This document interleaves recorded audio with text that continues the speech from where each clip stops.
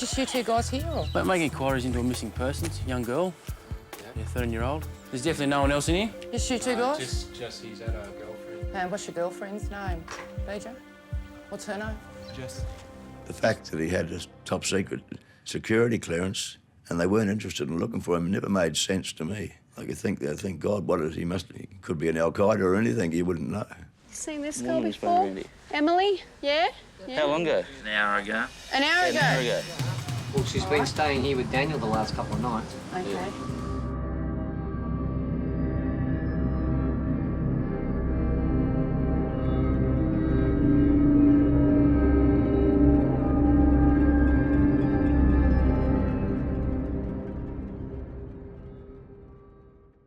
Good morning, everyone. Great to see the rain, wasn't it? Hope it continues. The officers in the New South Wales missing persons are today 17 cases. Still as outstanding busy from as last ever. time. Leah, we've got one for you from Maitland up in the Lower Hunter area. Senior Constable Leah Wilson gets the case of Anthony White. He disappeared 2 weeks ago after having an argument with his de facto. Wife's a bit concerned because this man has some health concerns. No worries. If you can look at that one for us. Thanks, Sarge. Doug, we've got a 74-year-old man who's gone missing in the Blue Mountains. Constable Doug McIntyre is assigned the case of bushwalker Alan Kennedy. Alan's family reported him missing after his car was found abandoned on a cliff in a national park. He normally tells his family if he's going to be away, but this time he didn't contact them. Thanks, Sarge. Mandy and Gary are out on the road today. They've gone to see Carol, who's Jessica Smith's mum. She's been gone now for 5 days and Mum's really, really worried. Mandy believes her missing 13-year-old schoolgirl is holed up somewhere in the mountains with a group of much older men. They'll keep us updated throughout the day. OK, that's it from me, guys. Have a great day.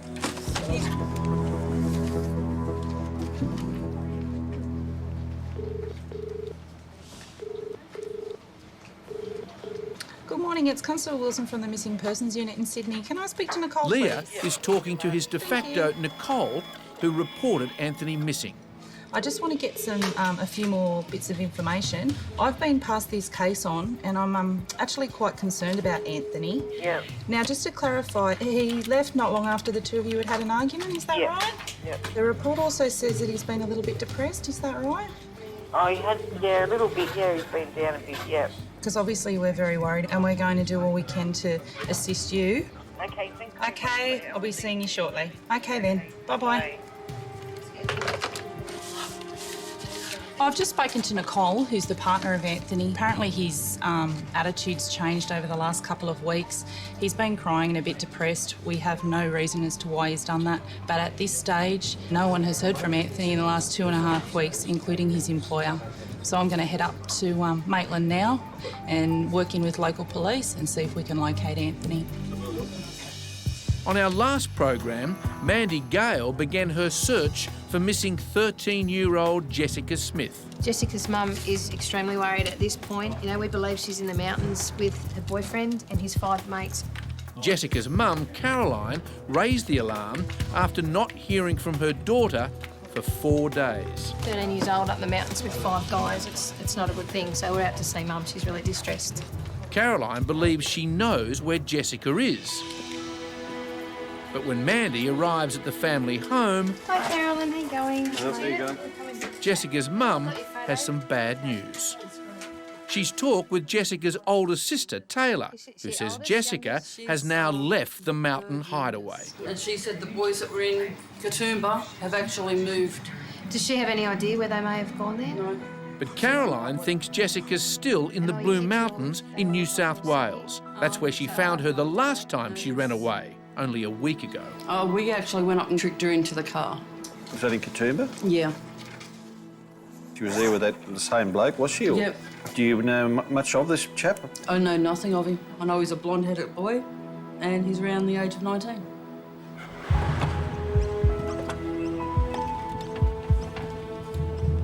Leah and Steve have now driven 2 hours north of Sydney to speak with Anthony's de facto, Nicole. Hello. How you going? G'day. I'm Leah. How are you? Nicole? This is Steve. G'day, Nicole. How are you? Persons Unit in Sydney. Hello. Nicole and baby Carla moved in here with her mum and granddad after Anthony disappeared. We've done the best to look after him during the time. It's been hard for her. Anthony, seen here on a family holiday, had been arguing with Nicole more and more since their daughter Carla was born. Is there any reason why you waited a little while to report it? I thought he'd come back, yeah. At least to get some clothes. Because I've got clothes on the veranda at home, and at least I thought he'd come and get some clothes, but... Is there anywhere that he might go to have a few drinks with his mates? No. No? What about any hobbies? No. Did he have a mobile phone? No. Okay. When at your home, did he ever have any numbers programmed into the phone? No. No? No. All right. He's a very secluded type of fellow. He doesn't really have any friends or anything, so... Okay, he's never mentioned any names of any people that he works with? No. Anthony left no clues behind, and the family puts his disappearance down to his state of mind. He was a little bit depressed a couple of weeks prior to this happening, but besides that, he just seemed his normal self. Gary and Mandy arrive at St Mary's police station, where it's confirmed 13-year-old Jessica and her boyfriend have already fled. He said that house is actually known for a lot of people frequenting, so he said DJ may not necessarily live there but may frequent there a lot. And because I'd say the police have been round there once or twice anyway, if she was there, I'd say they said, well, let's get out of here. Well, apparently when the day shift... If Gary's right, it's back to square one for police. And for Jessica's mum, it'll be another frightening night. If anyone has seen this little girl, please contact police and let them know where she is. Give them any information you've got, please. Jess, if you're hearing this, come home. Meanwhile, in Maitland, Leah and Steve hope Anthony's elderly dad might know where he is. Yes, hello, I'm after Ken White, please. Yeah, Ken, my name's Steve McAllister from the Police Missing Persons Unit at Parramatta. How are you? I haven't seen Anthony for nearly 12 months. For almost 12 months you haven't heard from him? No. What the problem is that he went on to drugs and he done the dirty on me, you know? Yep. Funny was. And that's the reason why I haven't seen him. OK, then. Mate, if you do happen to hear from him, can you just let him know that we're looking for him, we're concerned about him, and if he can come into a police station for us? He's not in any trouble, mate. We just want to make sure he's OK. OK. OK, then. Thanks very much. See you, Ken. Bye. Bye. Hasn't heard from him? No, hasn't heard from him for over 12 months. Back at the Missing Persons Unit... Hey, Tyler, how you going? Gary's now calling Jessica's sister Taylor, who reckons she knows where her little sister is. Want to find her? Yeah, that's right. You're being frank with us because your mother's sort of starting to think, you know, that maybe you're holding something back. That's not the case. Oh, it's not. My mum's like that all the time. Taylor gives them an address, a hot new lead. Well, they're saying Winshead. But Winshead Street is not listed. That's the only thing that comes close to it. Winifred Lane. It's the closest match. Yeah, just in relation to that, Jessica. While Gary gets the police in the mountains over there quickly, at home, Caroline's anger is building at the thought of Jessica with a much older bloke.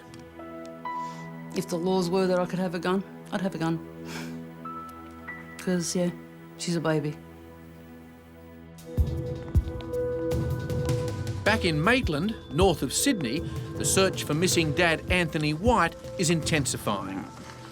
I'm Constable Wilson from the Missing Persons Unit in Sydney. How are you going? Stevie Collins. How are you, Jason? Following the tip-off from Anthony's dad about drugs, undercover police are now on the case. Since last night, police have interviewed a couple of witnesses. We've had 2 confirmed sightings on the bus, getting on at the courthouse at Maitland and High Street, getting off the bus near Maitland Hospital. We don't have any other information apart from that. And they're from 2 different persons? That's correct. OK, fantastic. 2 confirmed sightings in the same area in 24 hours. So police decide to check his home one more time. His clothes are still here that Nicole left out for him. Just 3 weeks. So he hasn't been back here by looks. This case is getting very frustrating at the moment. Every lead just seems to be getting nowhere. So we're just going to have to try and dig up some more. We now know he has no finances. He has no identification on him. We're now becoming very concerned about Anthony. So concerned, they decide to launch a local media campaign. Meanwhile, in the hunt for 13-year-old Jessica Smith and her 19-year-old boyfriend DJ, the search has moved back to the Blue Mountains, where local police are following up the lead from Jessica's sister. G'day, mate. How you going? Good, mate. Is this unit 2 or 3? Right, you mind if you come out here? How many people are It's just you two guys here, or? Mate, making inquiries into a missing persons, young girl, 13-year-old, Jessica Smith. Information that tells us that she's staying here at the moment. Jennifer Smith. Jessica Smith. They're denying the 13-year-old is here. What was your name? Johnny. Johnny? What's your name? DJ. DJ. DJ. Mate, you want to come and have a look? They've found Jessica's boyfriend. There's definitely no one else in here? Just you two guys? Just he's had a girlfriend. And what's your girlfriend's name? DJ? What's her name? Jess. He said Jess, Yeah? but just a moment ago, he said he'd never heard of her. Do you want to just Is that who's in the for shower? us? Yeah. Yep, mate, you just want to grab her until I come out of the shower. Just throw some clothes on for us. There's no dramas, guys. Well, looks like we found DJ. And 13-year-old Jessica is hiding in the bathroom. Back at the missing persons unit, Hi, Gary. only hours after Anthony's picture appeared in the papers, the phones are running hot. I seen a person in the middle of the highway in front of the dam. This caller says he saw him near a local lake a few days ago. But he looked a bit sort of homeless, you know. It's the exact spot where Anthony abandoned his work truck 3 weeks before. But I wasn't looking for him because I didn't know he was missing. You know what I mean? Yeah, no, that's But understandable. if I would have sort of known, I could have went back. And that's what Leah's doing, going back to Maitland to search the area around the lake.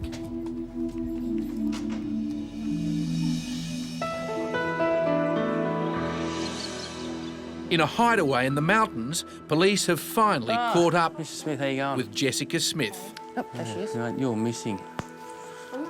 Well, not now, because we found you. So they're going to come with us now, all right? Because basically you're only 16, you're not supposed to be away from home without people knowing, all right? So if you want to grab a bag full of stuff, clothes if you have to, and you come with us back to the family. I was about to go back.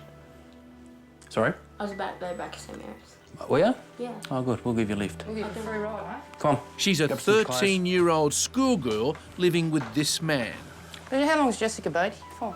Not that long, she's got it today. Yeah, how's DJ claims it's only been 1 day. How long But ago? with her stuff all over the house, it looks like she's been here much longer. Is that pretty much it? Yeah. All right. Well, you know, grab your stuff. So just weekends for how long? Annette and Adrian's next step is to find out why Jessica ran off. Thanks for your cooperation, guys. Appreciate it. Not a problem. Okay. All the best.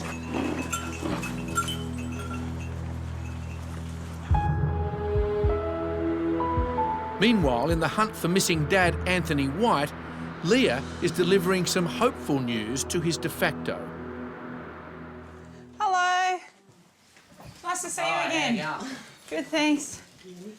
How have you been feeling, Nicole? Oh, yes, so. All right. Well, somebody's rang up and believed that they've seen him. All right, does that make you feel a bit better? Okay. So based on that, we need to go to the area where he was last seen, all right, and we're going to use several police officers, show this picture around, and hopefully somebody can point us in the direction, all right? You feeling a bit better? Yeah, I am, yeah. Yeah? Look, I really understand how hard it is, and I hope that when we locate Anthony, the two of you can sit down and tell him how you're feeling about what he's put you through. Yep. All right, because it's a very difficult time for you. I do understand that completely. All right? Look, Sweetheart, I understand, and our primary goal at the moment is to find Anthony safe and well. All right, everything can be fixed. We just have to find him and know that he's okay.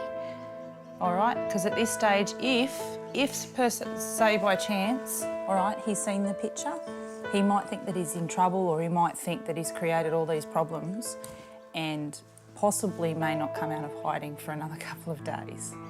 Trouble or not, Nicole's mum and granddad want Anthony to realise what he's doing to his family. Your family are worried about you.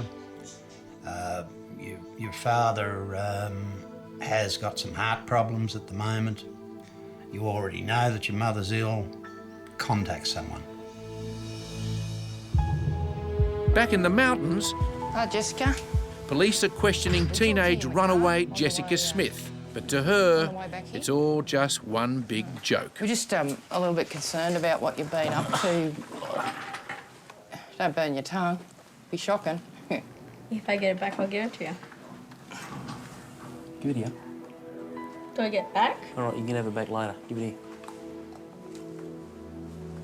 Joke. We've just been a bit concerned about you. We're talking on the way home in the car about how long you've been away from home for. When did you leave? When were you last with Mum? I'm not. Did you get on with Mum okay? I'm not. This is what police deal with every day. Runaways who just don't care. Well, how come you don't get on? She's older. She don't understand things. Yeah. Do you want to speak to your mum? Why? We just want to tell her that we've actually found you. And you're safe and well because she's frantic. Yeah. Sorry? Yeah? I don't care. You don't care? Well, how about I give her a ring? I'll have a chat to her first and then we'll put you on and she might want to say a few things to you. Whatever. Well, Good blower off her. But Adrian won't leave Jessica on her own while she still has that lighter. Will I get it back? I'll give it back. I will give it back to you. I have no reason why I want a lighter. Thank you. I better get it back. Oh, I'll give it back.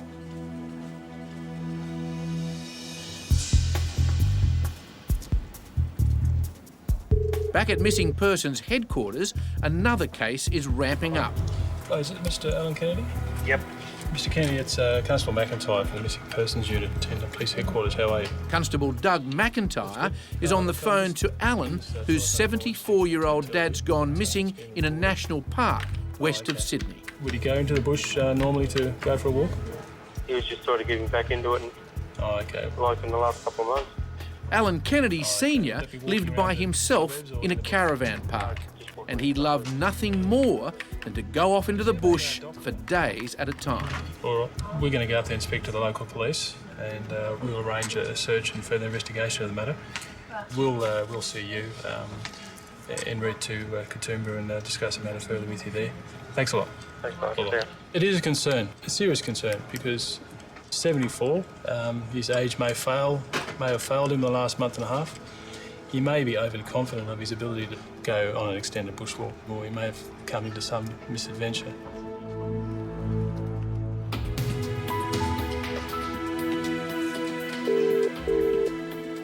Back in the mountains at Katoomba Police Station, Constable Adrian Sharp is on the phone to Jessica Smith's mum. Good. Well, just ringing up to let you know that we have found Jessica. Great. She appears fine and well. Did you want to speak to her at all? Yes, please. I'll just go and get her for you.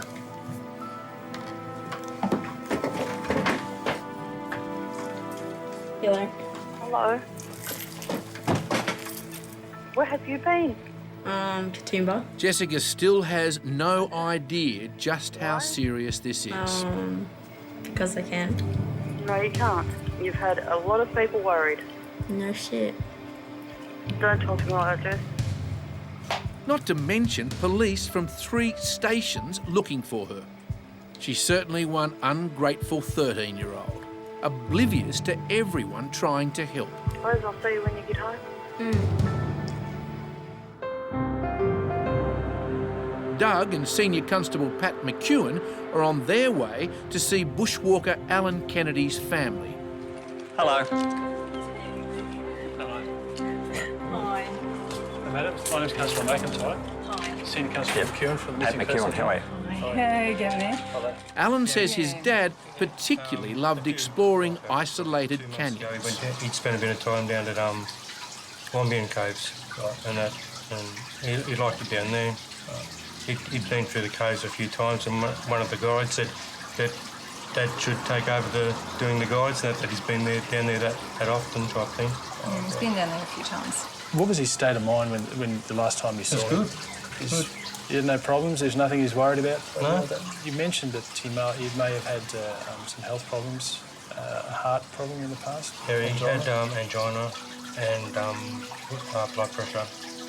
Alan's in the bush. Without his heart medication, he could be in real trouble. Maybe had a dizzy spell if it was a warm day and fallen. That's all it's the only thing we can really think of. That's all we can think of, that he's had a fall and that. And he's probably, his phone's gone dead, or he hasn't had any reception to call help. Yeah. Back in Maitland, the search continues for missing dad, Anthony White. I've just picked up some local police from Maitland. We're going to head down and canvass around the lake and some houses and some shops where Anthony was last seen, and hopefully we can locate him. Today's search will focus on the local lake where Anthony was last seen just days ago. He was last sighted on the medium strip, and he's also been sighted on a parallel strip. So just spread out equal distance amongst us and just see if you notice anything and keep staying formation in the line. This park and the surrounding tracks are well-known haunts for homeless people and drug addicts. A brother saw him not far, just a short distance away, standing on the medium strip. He's also been seen possibly by police personnel on a road parallel to that. We know that there's walking tracks that only locals use and frequent, so at this point we're just following beside the lake, endeavouring to make it to the walking track that Anthony's possibly using.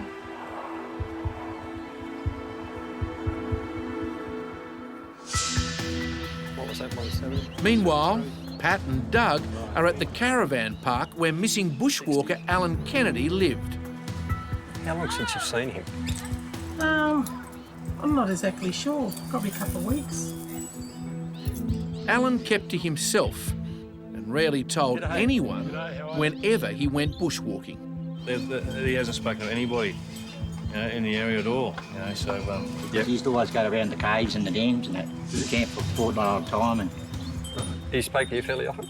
last time I seen him was when he was here last time. He was away for about, 3 weeks and come back for about a week and disappeared again. Yeah. Sure, he's somewhere. Gotta be. Back in Maitland, while local police continue their search for missing dad Anthony, Leah heads back to Sydney to start another case. We'll continue looking for Anthony, and hopefully we'll have more sightings once we've put more pictures around, and maybe Anthony himself will see it and it'll make him want to contact his family or contact police, and hopefully we'll get more sightings, but we don't stop until we locate Anthony.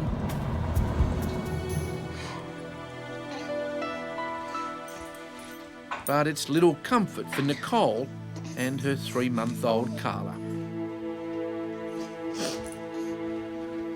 Anthony, if you're out there watching or anybody's seen Anthony, please come home or contact. Just let us know that you're all right.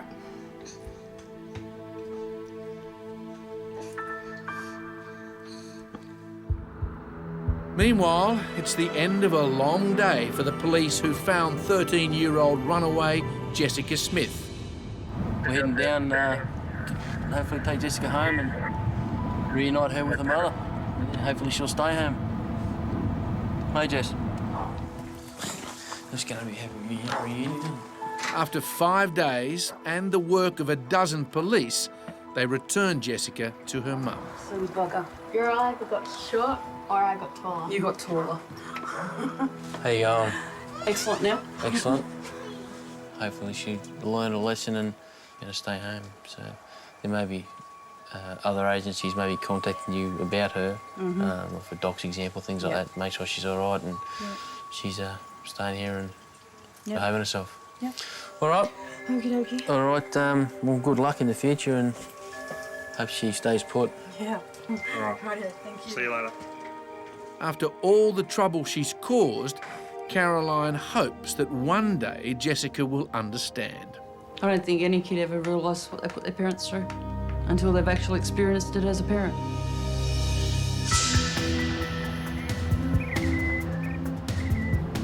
Back in the national park, the search for 74-year-old bushwalker Alan Kennedy is well underway. We're heading up to Flat Top Mountain in the Blue Mountains. Also involved in the search today is the Katoomba Rescue Squad, the 6 personnel from that, going down into the canyon, which we can't go, that's all got to be abseiling. That's expected to take something up to 10 hours, which will be a really thorough search. The search will fan out from here, above this massive valley where police found Alan's abandoned car. Where we're going to be going down today is down through that canyon, and can you see those rock outcrops out there at the moment? That's basically, they're probably the prominent lookouts in this area. Senior Constable Matt O'Brien leads his team to the bottom of the cliff face. For now, all Alan Jr. can do is sit back and watch as police comb this huge area. But Alan reckons no news is good news. Still hoping just that he probably just had a fall on a track and somebody would find him, type thing. Hopefully we'd find him alive, but it's like looking for a needle in a haystack. Mandy, you've got a elderly gentleman only speaks Turkish, or actually only yells Turkish. He's got some problem that when he can't talk normally, he just yells. Senior Constable Mandy Gale gets the case of 65-year-old Turkish immigrant Omar Orkan. He went missing 16 hours ago, and as a dementia sufferer, he wandered off during a family barbecue. All right, developments in the case of Mr. Kennedy, who was lost up in the Blue Mountains. There's a second and final search occurring today. An experienced bushwalker, 74-year-old Alan Kennedy, disappeared in the national park 6 weeks ago. The first search of surrounding canyons failed to find any sign of him. Yeah, Doug and Gary are heading up there as we speak. Obviously, they're looking for remains, but if they can turn up something, it'll be a bit of closure for the family, so fingers crossed for that one. OK, that's it from me, guys. Have a great day. At the same time in Queensland, Detective Senior Sergeant Jim Ryan is investigating a new lead into the mysterious disappearance of missing Army Lieutenant Sean Sargent. If Sean is still alive, the chances of locating him as time goes on, in my opinion, definitely increase.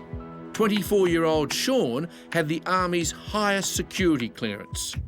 As a signals officer, he was trained in covert surveillance. Sean was a pretty dedicated soldier. He saw a future in his career as an officer in the Army. But 8 years ago, after a night drinking at a party in Brisbane, Sean vanished. Sean was last seen leaving that address with the intention of going to his car to have a bit of a sleep, and that's the last contact anyone's ever had with him. Police thought Sean had accidentally driven his Blue Falcon here into the nearby Brisbane River. They saw him walk towards the vehicle, and as they drove off, that was the last they saw of him. Sean's car has never been found. But a few days ago, a routine sonar check found a large object on the riverbed, close to where Sean's car was last seen. So Jim's planning a river search to look for Sean's Blue Falcon. The car may not hold the key, but it may give us that little piece of the jigsaw that we are missing. Today, Jim's flying 1,000 kilometres north to Mackay to brief Sean's family on the search. He also needs to find out more about his movements in the days just before his disappearance. Until such time as either Sean is found or there are human remains found and they are identified as Sean's, the file will remain open.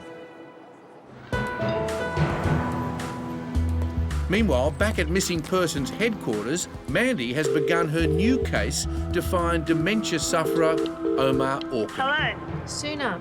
Yes. Sooner, it's Mandy from the Missing Persons Unit. How are you going? Not too bad. Not too good, though.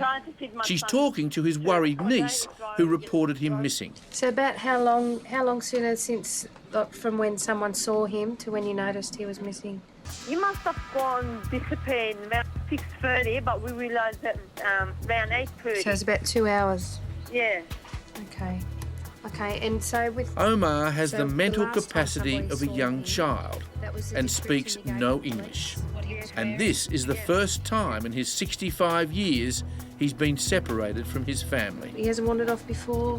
No, we're always next to him, always someone next to him. Like, we start looking outside the road, we looked at the parks, we looked in the hospitals. And We can come with you, if you like, and you can sort of... Because it might be easier if you show us exactly where he was seen last. Okay. And so we know the area. So we'll be there shortly. Okay, thank All you right, very much. take it easy. Thank you. Bye. Oh, the poor things, my gosh. The problem we face every day is the public aren't as quick, I guess, to offer a hand or ask, are you okay? And I guess there's a language barrier there too. So hopefully somebody will be out there having a look and might ring up and say, look, there's an elderly gentleman wandering around, doesn't look quite well. And that's how, a lot of these people get found. Meanwhile, back in Mackay... Jim Ryan, good to finally meet you. How are you going? Sean's dad, Tom, still can't accept that his son, who loved his life in the army, disappeared off the face of the earth. Well, he's never missed a day from the army ever in 6 years, so it was pretty unusual for him to suddenly miss them all. Well, everybody said it was really out of character. And it's because of that that Sean's mum and dad don't believe he's dead. And the deeper they search, the more mysterious it all becomes. About a month before, he told his girlfriend that he had to finish the relationship because he was going to do some damn thing. I don't know what, not too sure what he was going to do. And then the week before he went missing, he took about everybody he knew out to tea or asked them out. It was clear Sean was preparing for something. Yeah, about a week before he went missing, he amalgamated all his accounts into one in the Army credit union. Everything, all his debts and everything were all consolidated into one account. That was about a week before he went missing. It was obvious Sean was getting his life in order. But why? Now, 8 years on, Sean's family still spends every waking moment searching for answers. We're like a massively loving, very stubborn, tenacious family, and that is why there is nothing on this earth that will ever stop Dad from looking for him. Yeah, I even look through crowd photographs if I see them on the internet or in papers and things, you know.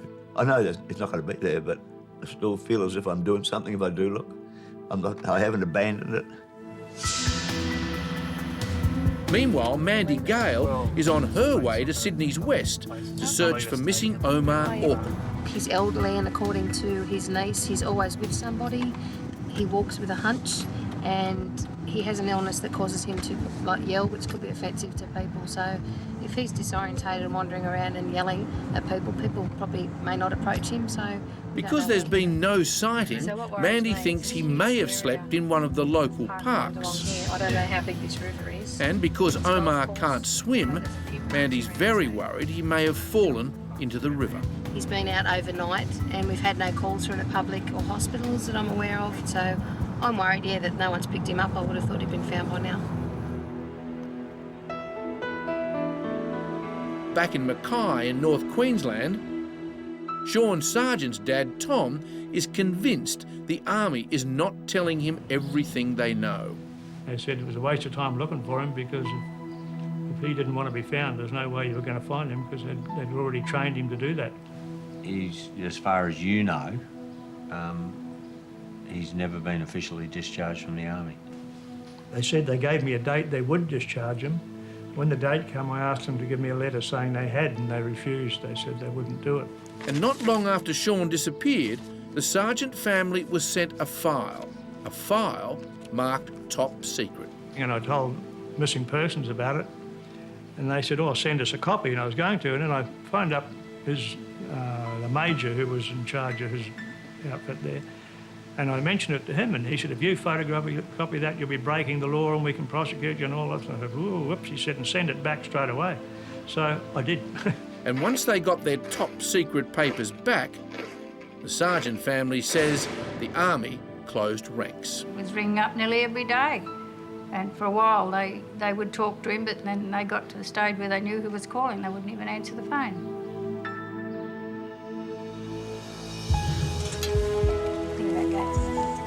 In the case of dementia sufferer Omar Orkin, Mandy and Gary are meeting his worried niece Suna.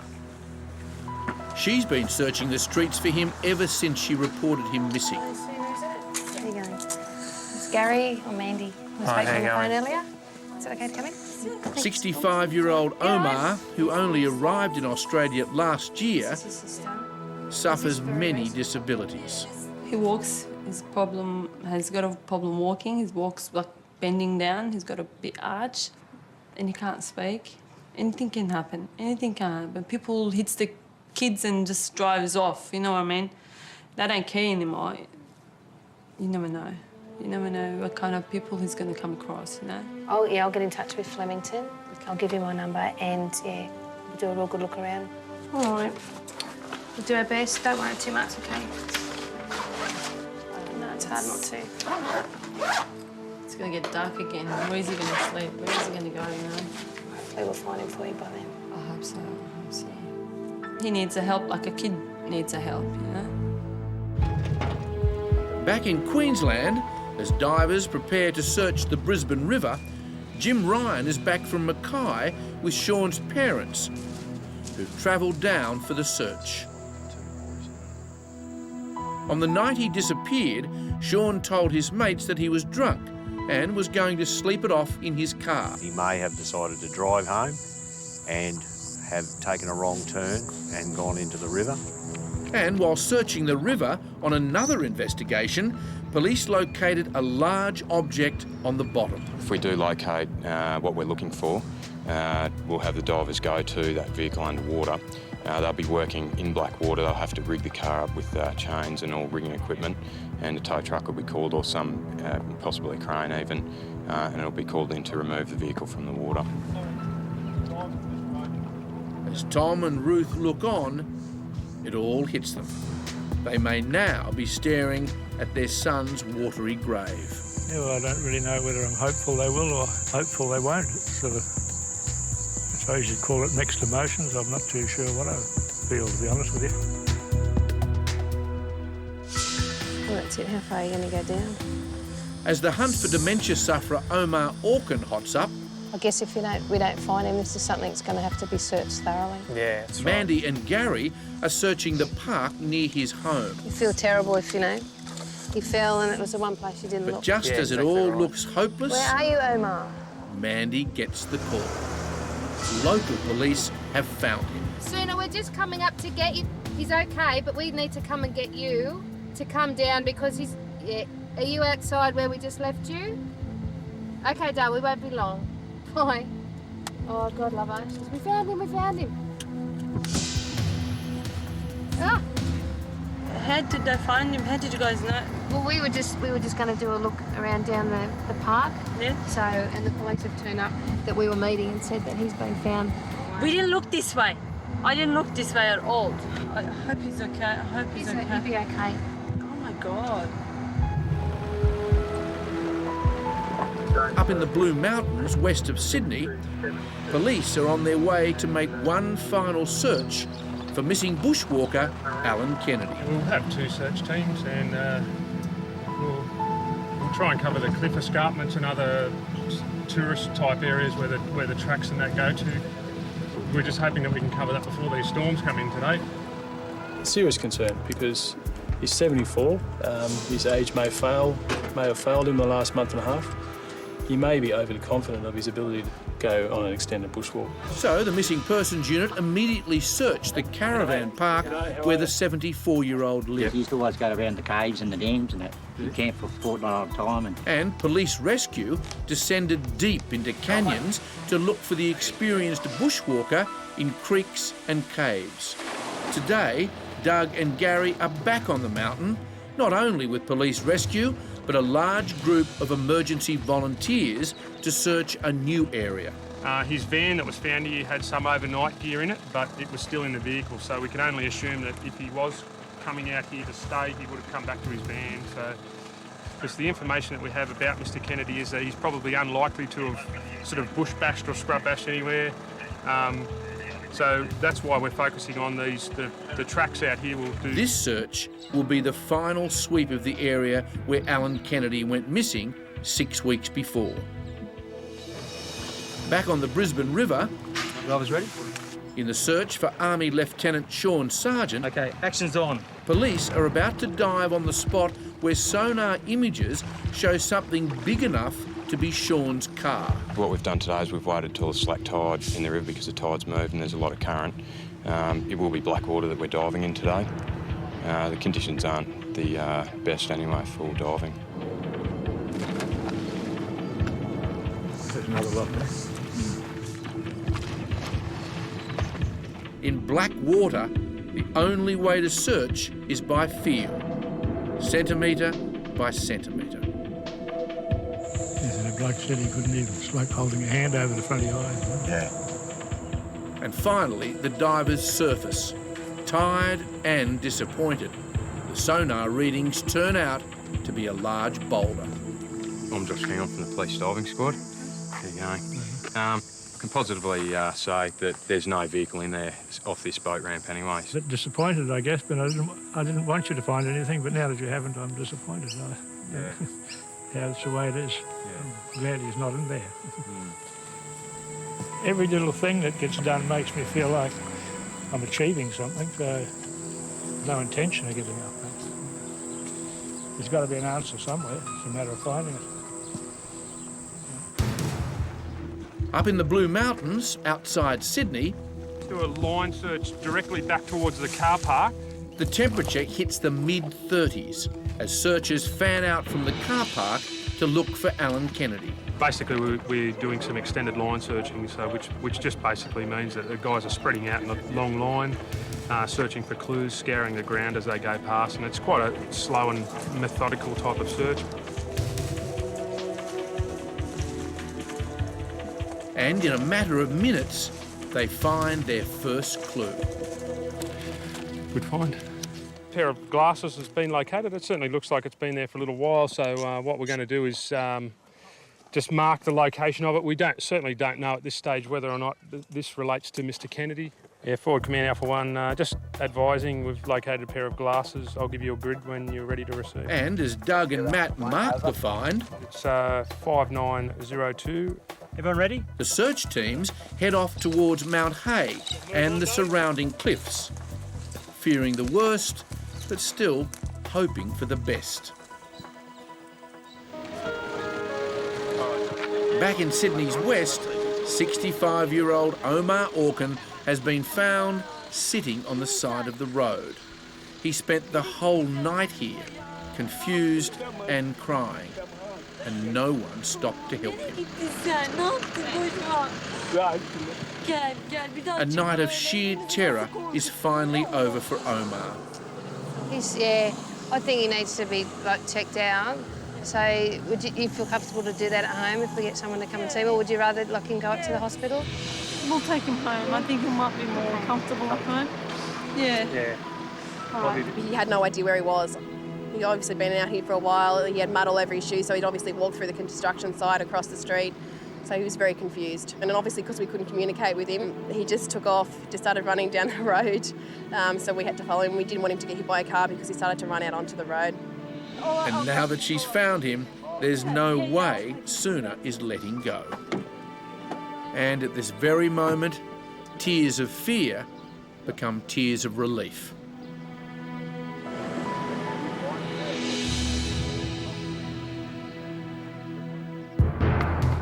Back in the Blue Mountains, Keep moving a bit. The searchers have split into two teams. We've been 2 or 3 hours into the search, and we're now leaving the track area, and we're going to go towards Mount Hay, which is just up ahead.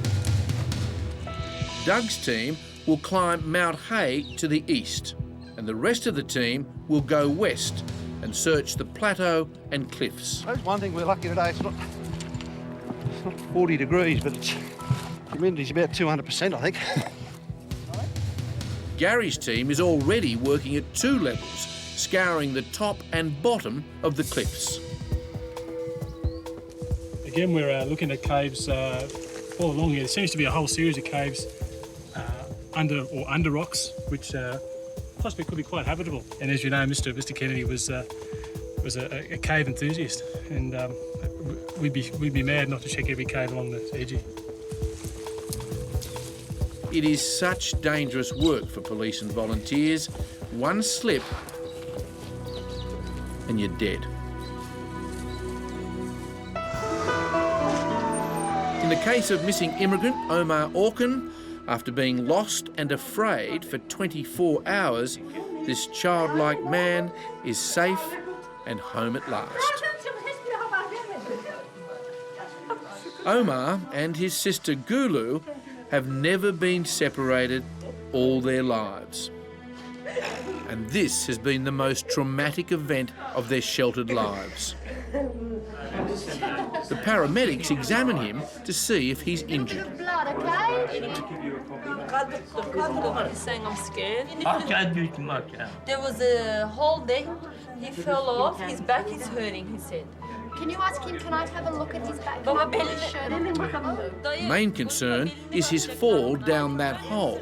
He could have damaged his spine. I think we've been incontinent as well. High up in a remote area of the Blue Mountains, So if we just cover this top section and we'll meet up with them. after hours of climbing through rugged terrain, there's still no sign of Alan Kennedy. Just reached the top of Mount Hay. That's been a 4 or 5 hour search, and now we have to go back down the other end of the mountain. You find a lot in the mountains, people that they go out for a day trip with next to no water provisions, and they find themselves exploring a little further than they'd planned, and they fatigue and dehydration set in so quick. Unfortunately, most people we rescue are underprepared, and it's hard to get the message out. For a short walk, really, you should have 2 litres per person, minimum. Not a 250ml drink bottle, it just doesn't do the trick. But even with all the right preparation, these mountains are still treacherous. It just brings home how hard searches are up here. You know, you could throw a shiny marble down this cliff face into the valley. Obviously, you would never find it. That's what it's like. But when you're looking for somebody who may have come to grief. And but we won't give up. We can't give up. We must make an effort, and we must go to conclusion with it.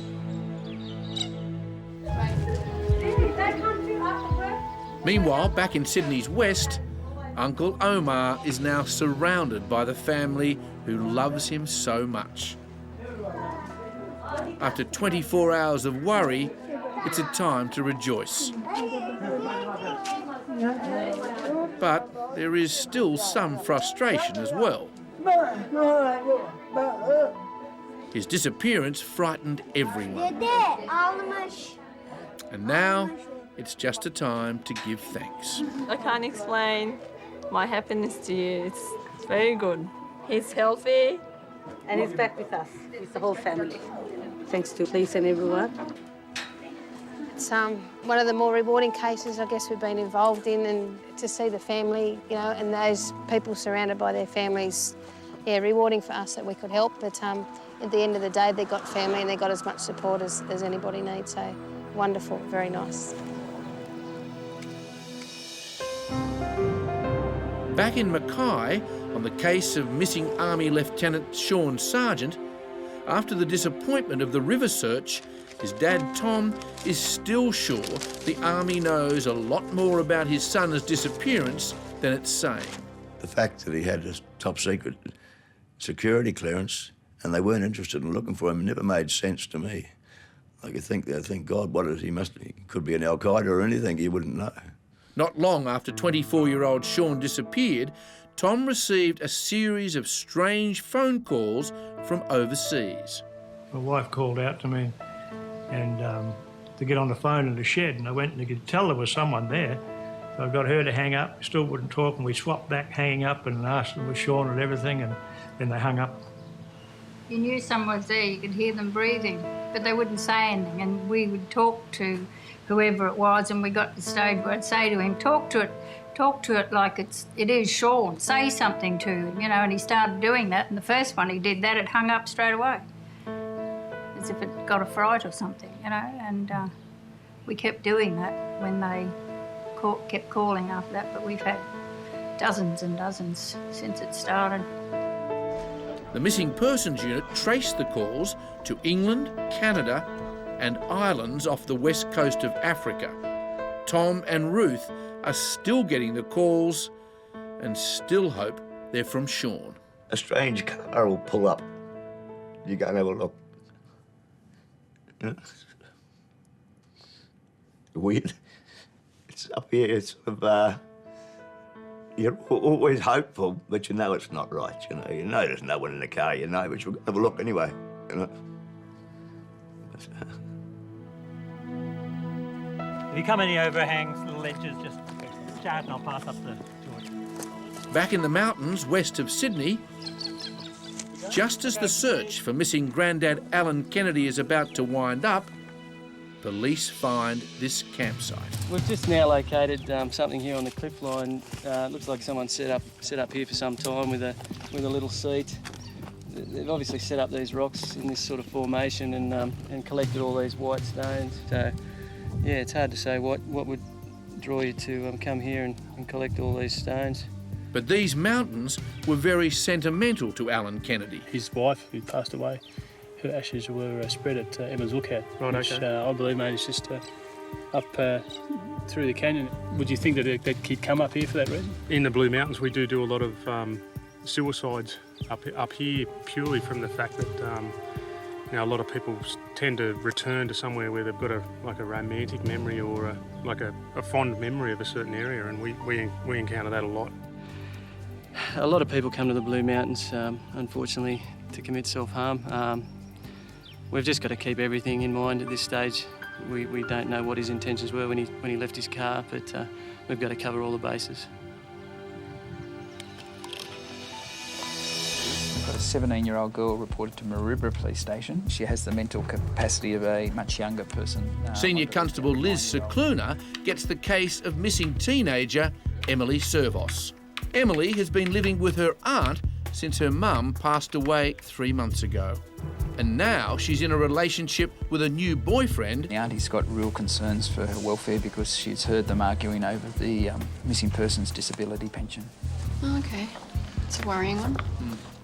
Gary and Doug are up in the Blue Mountains assisting with the search for Alan Kennedy. Doug McIntyre and Gary Bailey are still searching for bushwalker Alan Kennedy, now missing for 6 weeks. Let's hope this case is resolved shortly.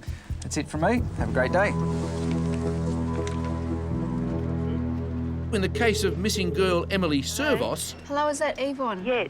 Hi, Yvonne. It's Senior Constable Cicluna from the Missing Persons Unit. Liz is calling Emily's distressed aunt, Yvonne, who reported her missing. How long has it actually been since you've spoken to Emily? 5 days today, and that was on the telephone, very briefly. Oh, okay. Yes. And what did she actually say? Just basically mumbled away, you know, that she's okay, don't worry about me, you know. She doesn't deal with her emotions at all.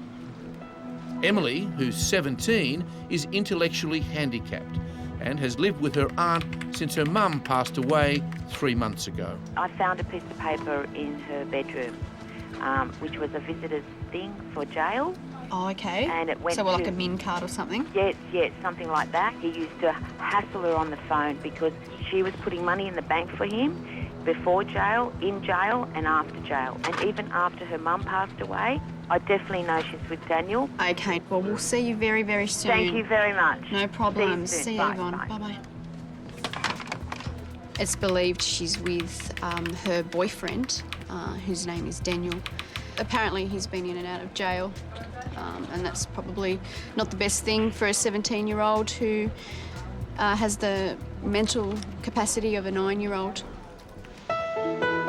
At the same time, in the Blue Mountains, You just wandered up that gully, are they? the police and emergency services volunteers are still looking for missing Grandad Alan Kennedy. Yeah, we've just reached the furthest point in our search area. I'll just give you the grid coordinates.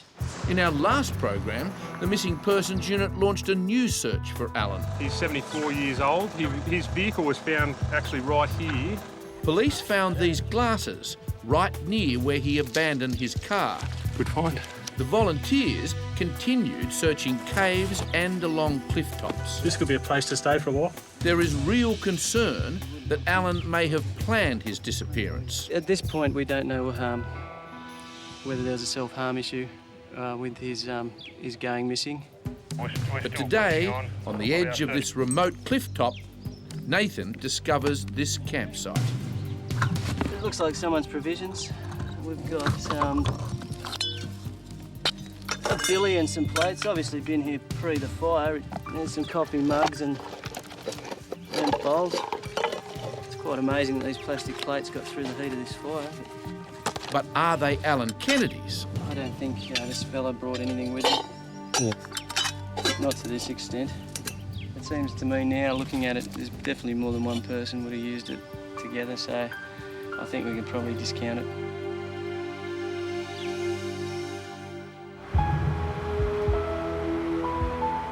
Back in Sydney, police have hit the streets to look for Emily Servos. We're just on our way to Maroubra Police Station to speak with the supervisors there, just to do a bit of a changeover and find out what information they've received in the last 24 hours in relation to our missing person, Emily, the 17-year-old.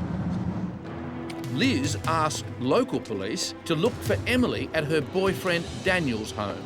Police records confirm Daniel has done some time in jail. We sent car crews around addresses in St Mays Hill and Canley Vale.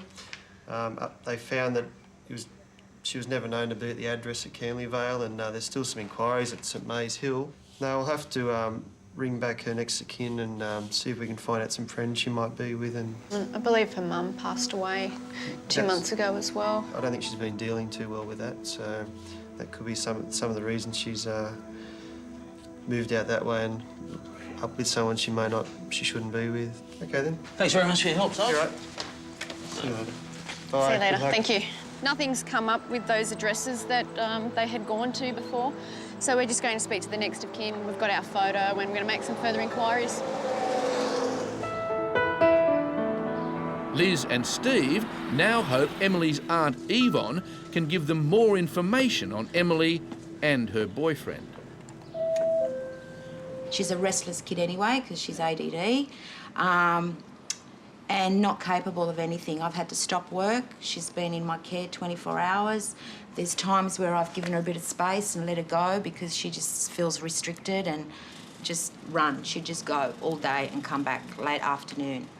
And running straight to boyfriend Daniel's unit. How did she meet Daniel? I have no idea. They kept in contact while he was in jail. I found all these letters. We've got to know a bit about him through these letters. I just feel failure here, like, you know, she was in my care and I've lost her, and because I know her so well, I just feel it's going to get worse from here because she's out there. It's a character who's not safe for her. No. You know, if he's got an anger problem himself, well, she's not safe. From every angle, she's not safe. It's 6 hours after searching started around the remote Mount Hay area, right where Alan Kennedy once spread his wife's ashes. Are you going to come up there or are you going to come back?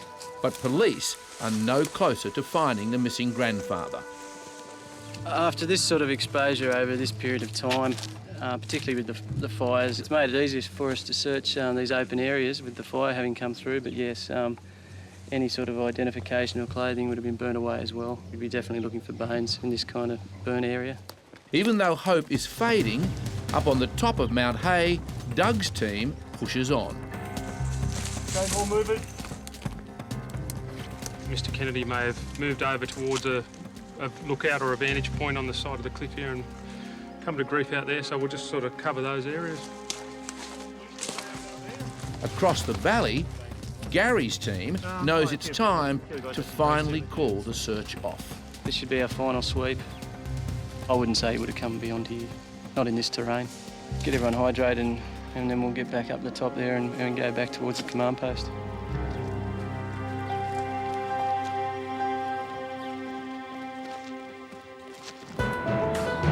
Meanwhile, back on the case of Emily Servos, The missing person may have attended an address in Mascot, so we're just going to attend that address and speak to her and see if we can find some more information. Liz and Steve are at Maria Buckworth's home, where Emily was last seen with her boyfriend. So when was the last time you actually saw Emily? When did we last see Emily? Last week. Do you remember what day it was? No, I don't. The bloke she was with, he told us, but he's out on jail and he has weekends detention or something. Do you know who that person is? What's his name? Daniel. Daniel. Oh, okay. Daniel. Right. So how do you know Daniel? Am I involved with all this? We're just hoping that you might have been able to give us a bit of information, like you might have had a new number or something. You've seen her? Yes. But then, the case becomes a lot more serious. What she's got is her mother's key card. Oh, she's got a mother's key card, has and she? She's trying to get my husband to get the money out of his key card, out of her mother's key card. So who told you she actually has her mum's? She showed us. She showed me once. Oh. She showed her one day. So what's actually written on the key card? Just the mother's name. And she's got the PIN number and she's got all the money in it. Okay. So I reckon they might have been somewhere and taken the money out of that. Right, thank you very much for your help. If Emily does have access to her deceased mother's account, she'll be even harder to find. The day's finally over for the men and women looking for Alan Kennedy. It's been 7 hours of hard slog in the hot sun. Everyone is feeling it.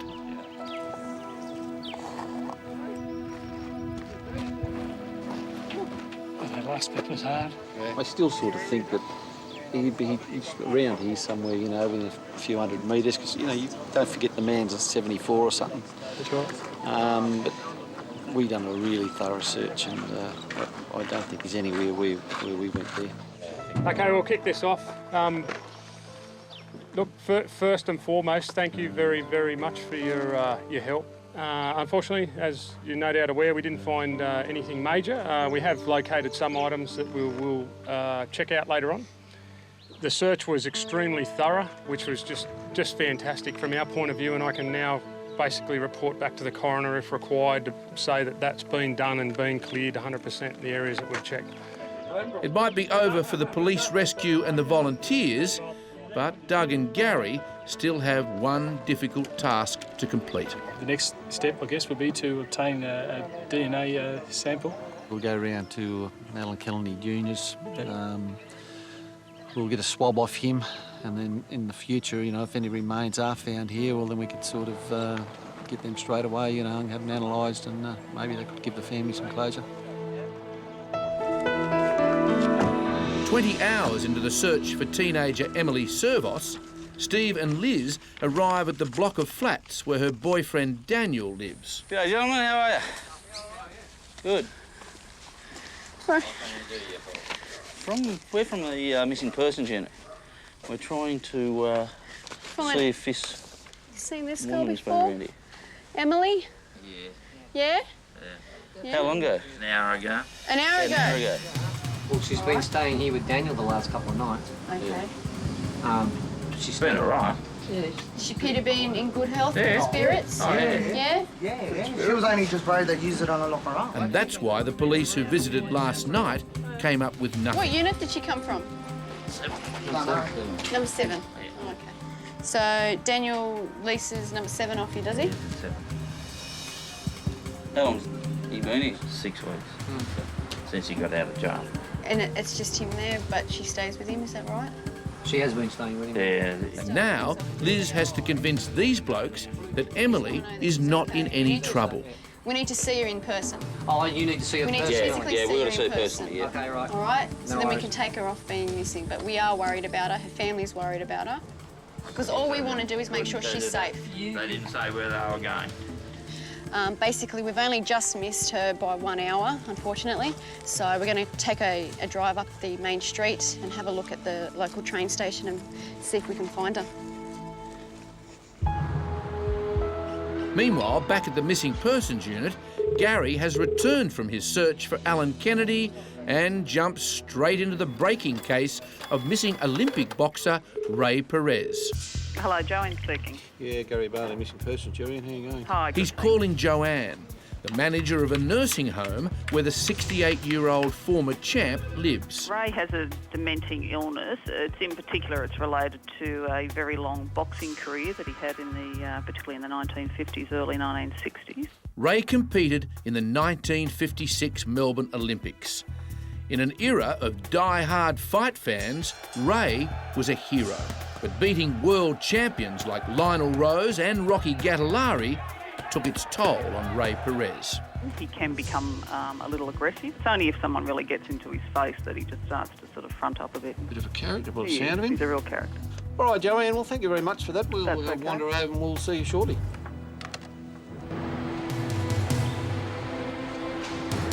As the search for Emily Servos intensifies, she's last seen wearing a blue floral print dress in the company of Daniel. every officer in the area is now on the lookout for the 17-year-old. I'd just like to show you guys a photo and just if you could tell us if you've seen this person at all. I haven't seen her around there. No. Hey, Kevin.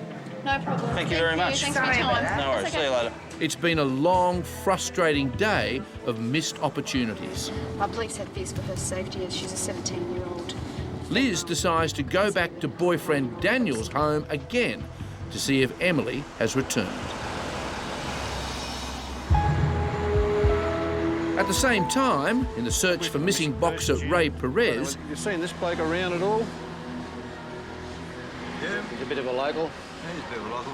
Gary and John soon realise in these parts the pocket-sized pug is a real local character. Yeah, very nice guy. So, very friendly.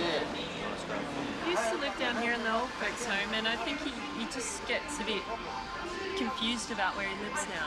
Yeah. And he wanders up and down. Ray is also a keen punter, so Gary reckons someone at the TAB may have spotted him. How you going? You wouldn't have seen this bloke today at all, would you?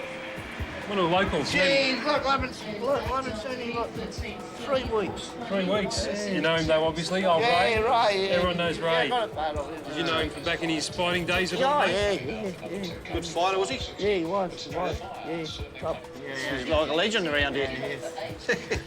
Legend or not, after 4 days on the streets without food or money, everyone is getting even more concerned for the 68-year-old. Back at Emily's boyfriend's place,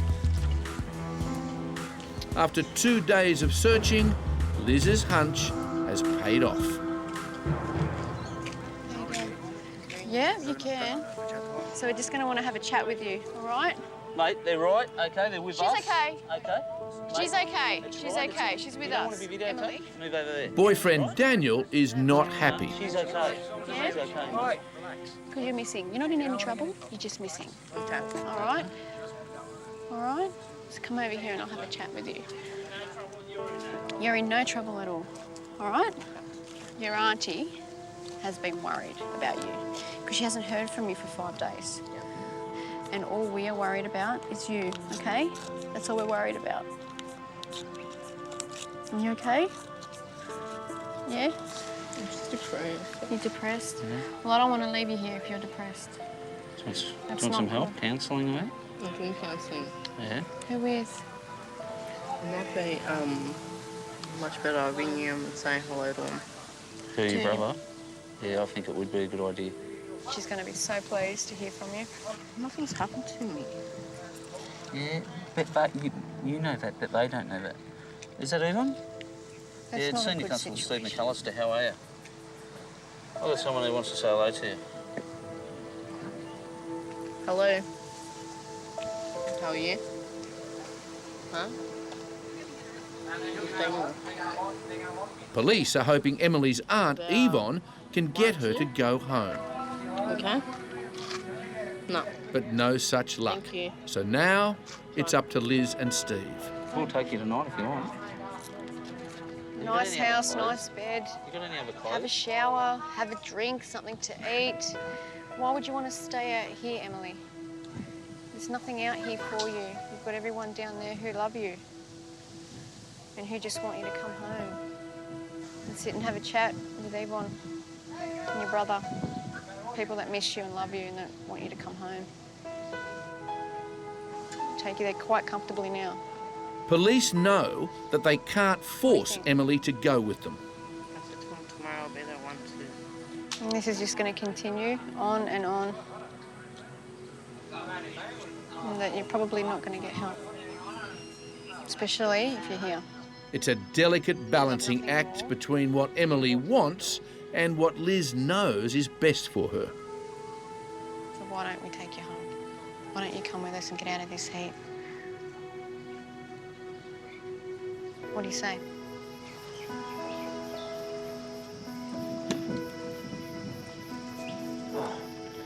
And it's worked. But it's taken all of Liz's skill and patience to turn young Emily around. Very pleased that you're coming with us. I am so pleased, Emily.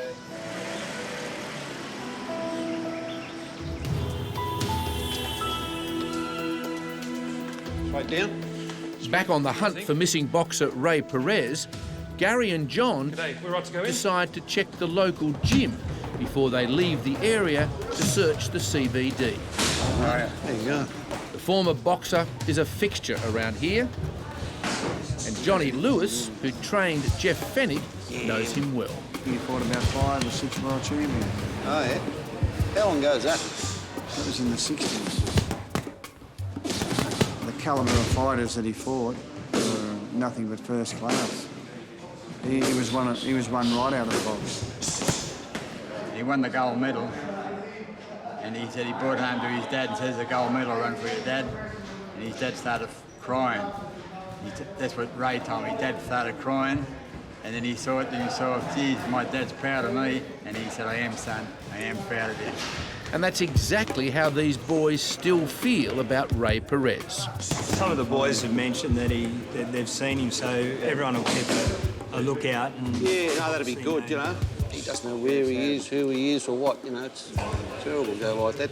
Anybody that's seen Ray Perez around, I plead to them to get in touch with somebody, some of his pals, or me. And anything that we can do will help you. And you know who your pals are, don't you, Ray? You know the blokes who you love. If Ray's watching this, can you please report to the police and let them know that everything's okay?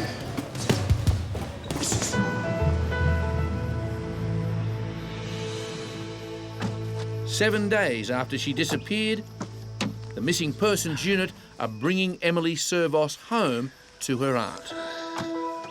You ready? Let's go in. You ready? Let's go. Let's go.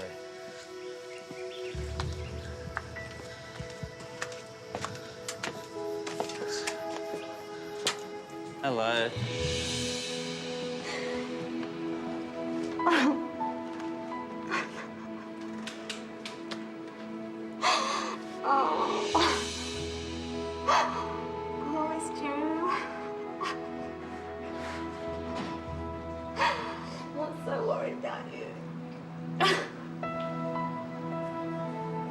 This is what Liz and Steve work towards every time they start a case.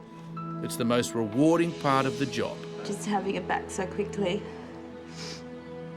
I don't have to worry another day. I'm still a bit shocked that she's here. Words can't express. It was a fantastic result. We've found her out at Canley Vale and we've brought her home to her auntie's place. Obviously, we're ecstatic. We're just so excited for the family and just so pleased that we've found her safe and well. Across town, for Gary and John, there is finally some great news. The 68-year-old former Olympic flyweight is back home and fighting fit. He was down at the local pub last night and we had a call from the local pub and that people around this area know him and they just bring him back to us. So he was just around Leichhardt. All right, we'll go and see him then, eh? Okay. Okay, thanks. Hello. How you going? All right, pretty good. Gary Bailey from the Missing Persons Unit. Missing person? Yeah. Why, I wasn't missing. Yeah, well, I went for a bit of a walk and they thought I had disappeared. Oh, God. Everything's all right, that's why I'm concerned, you know. You feeling all right? I feel okay, I'm not... Yeah? Well, I think I'm mentally all right. I don't think I'm too bad. What are they worrying about? I'm not a little kid. I know where I'm going, I know where I am and all of that. That might be so, but because of his dementia, Ray forgets things. Because you don't know where I am and you don't know if I'm hurt. Or like where he lives. But the main thing is, mate, your will. You know, we were really, really starting to get worried about you. One thing about me, I don't drink, I don't smoke. Don't take drugs, don't touch anything. Only I love beautiful women. Beautiful women follow me with a mattress on their back.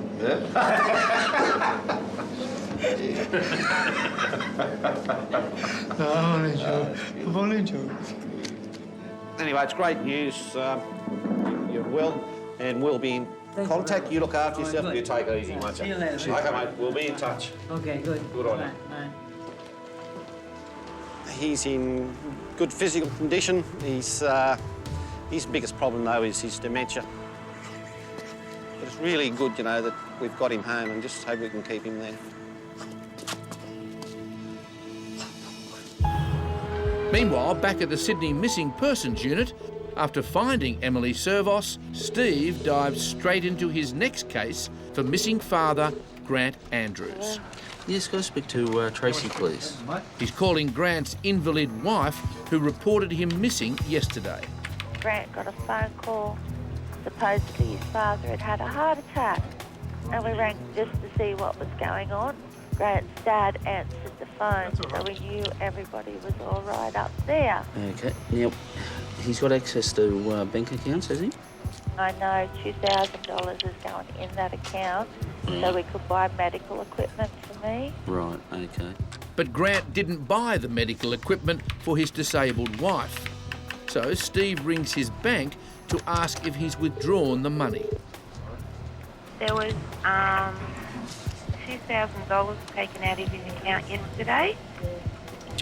Oh, okay. Yeah. And Grant's bank confirms the withdrawal. But where he is and what he's doing with the money is still a mystery. This case is quite a worrying case. Like, we've got a gentleman in his 50s who's got a wife and kids, receives a phone call at work, says a story to a workmate and goes. And no trace of him.